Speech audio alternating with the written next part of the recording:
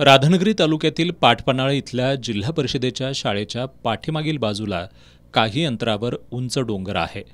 या डोंगराचा काही भाग अतिवृष्टीमुळे खचू लागलाय, त्यामुळे भूस्खलन होण्याचा धोका निर्माण झालाय। या परिसरात शाळेच्या जवळच गावाचा मुख्य रस्ता आहे। गेल्या काही दिवसांपासून या ठिकाणी दरडी कोसळतायत।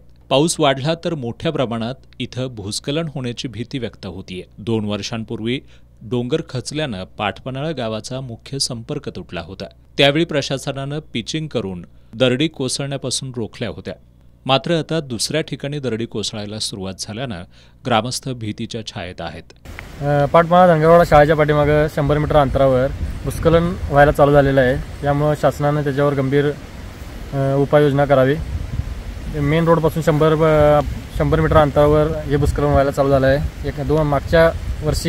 मागच्या 2 वर्षापूर्वी पण असंच मोठ्या प्रमाणात भूस्खलन झालं होतं, तरी देखील शासनाने काय त्याच्या उपाययोजना केली चांगल्या पद्धतीने दिसत नाही। आता पण भूस्खलन व्हायला चालू झालेलं आहे, त्यामुळे शासनाने याच्यावर योग्य तो उपाययोजना करून लोकवस्ती जवळपास आहे याचा शासनाने विचार करून शाळेचं तसंच लोकवस्तीचं सुद्धा उपाययोजना करावी। ग्रामपंचायत सदस्य संदीप बोडके, दादू गावडे आणि ग्रामस्थांनी या संदर्भात तातडीनं उपाययोजना करण्यात याव्यात अशी मागणी प्रशासनाकडे केली आहे।